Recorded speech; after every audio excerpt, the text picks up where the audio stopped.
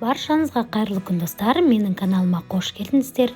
Бүгін сіздермен шоколадты сметанник пирогының дайындалу жолымен бөлісетін боламын. Видеоның соңына дейін қарап, каналыма тіркеліп қоюды ұмытпаңыздар. Ең алдымен ыдысымызға електен өткізілген ұнымызды саламыз және қамыр қопсытқышпен қантымызды салып, жақсылап араластырамыз. Бөлме температурасында тұрған сары майымызды қосып, осылай қолымызбен жақсылап араластырамыз.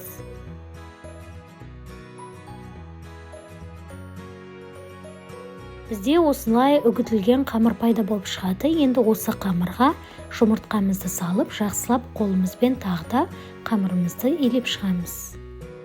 Бізде енді жұп-жұмсақ қамыр пайда болып шығады. Осы қамырды холодильникке 30 минутқа қалдырамыз. Енді салмасын дайындаймыз. Шоколадқа ерітілген сары майымызды қосып, микротолқынды пешке қыздырамыз. Және қаймаққа жұмыртқамызды салып, қантымызды салып, венчикпен осылай жақсылап араластырып аламыз.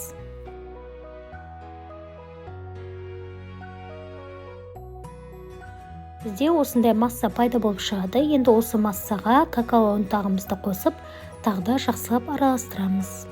Содан соң ерітілген шоколадымызды осылай қосып, тағы венчикпен массамыз біркелкі болғанша жақсылап араластырамыз. Біздің салмамыз дайын болды. Енді пешке қоятын ыдысымызды алып, дайын болған тестамызды осылай қолымызбен видеода көрсетілгенде жақсылап жайып шығатын боламыз.